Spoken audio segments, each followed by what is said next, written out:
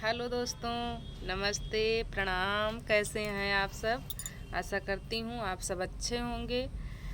आइए मैं आपको सुनाती हूँ एक भोले बाबा का बहुत ही प्यारा सा भजन। आशा करती हूँ आप लोगों को बहुत ही पसंद आइएगा और कमेंट में बताइएगा ज़रूर कि गीत आपको कैसा लगा।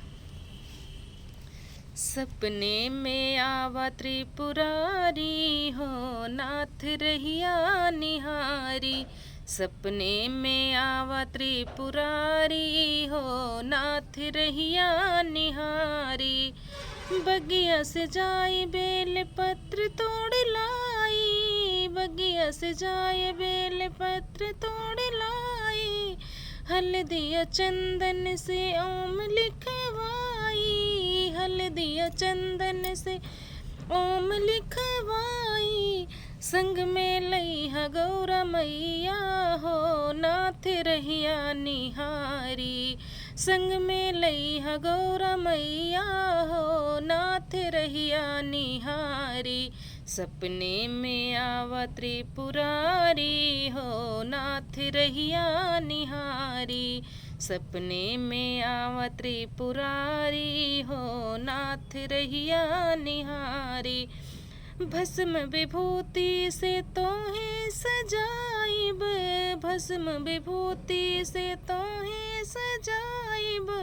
मृगछाला बाघांबर ओढ़ाइब, मृगछाला बाघांबर ओढ़ाइब। गणपति के साथ लिहे अइहा हो, नाथ रहिया निहारी।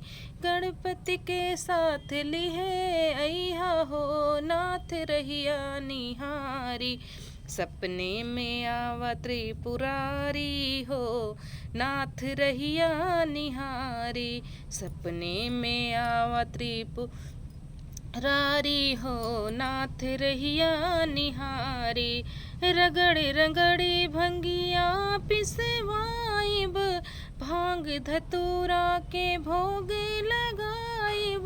रगड़े रगड़े भंगिया पिसवाइब, भांग धतूरा के भोग लगवाइब।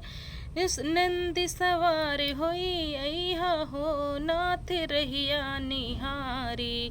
नंदी सवारी होई अइहा हो, नाथ रहिया निहारी। सपने में अइहा त्रिपुरारी हो, नाथ रहिया निहारी। सपने में अइहा त्रिपुरारी हो, नाथ रहिया निहारी।